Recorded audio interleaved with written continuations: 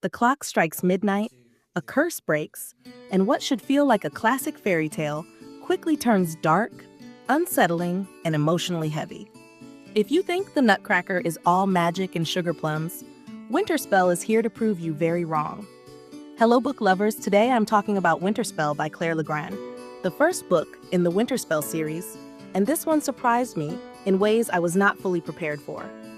Before I get too far into it, question of the day, do you enjoy dark fairy tale retellings that lean more creepy than cozy?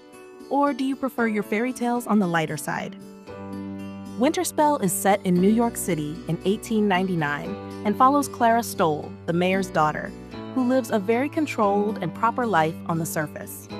Underneath that, she is quietly training to defend herself with her godfather Drosselmeyer after the murder of her mother.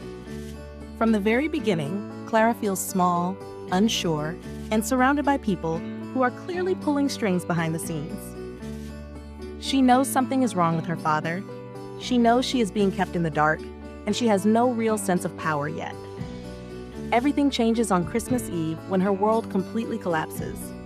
Her home is destroyed, her father is taken, and Clara is pulled into a brutal, war-torn feyland called Cain. Along the way, she is forced to travel with Nicholas, a dethroned prince bound by a curse, and from there the story becomes about survival, trust, and very hard choices. What worked really well for me was the atmosphere. This book is creepy and eerie for a large portion of the story, and I love that. It does not shy away from darkness, fear, or moral gray areas. Watching Clara slowly realize that she is not as helpless as she believes was one of the most satisfying parts of the book. Her growth feels earned, especially because Drosselmeyer's influence is woven so deeply into who she becomes. The relationship between Clara and Nicholas also brings warmth into an otherwise cold and dangerous story. The hope people place in Nicholas as the lost prince and the way Clara fights beside him adds emotional weight that really worked for me.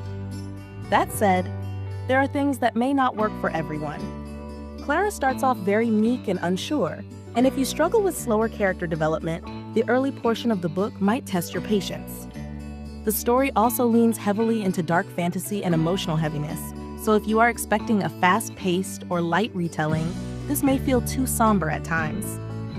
This book is for readers who enjoy dark fairy tales, morally complex characters, and stories where hope has to fight its way out of despair. If you like atmospheric fantasy, slow-burning romance, and protagonists who grow into their strength rather than starting out powerful, this one is absolutely worth your time. As someone who gravitates toward darker fairy tale retellings with emotional depth, Winterspell fits perfectly into my reading taste. I love stories where warmth and love exist in contrast to fear and cruelty, and that balance is what earned this book 4 out of 5 stars for me. I received this book in exchange for an honest review, and my thoughts are completely my own. So let me ask you again, do you prefer your fairy tale retellings dark and unsettling, or magical and comforting? Let me know in the comments. If you enjoyed this review, please like, comment, share, and subscribe to Hello Book Lovers for more honest book talk. And I will see you in the next video.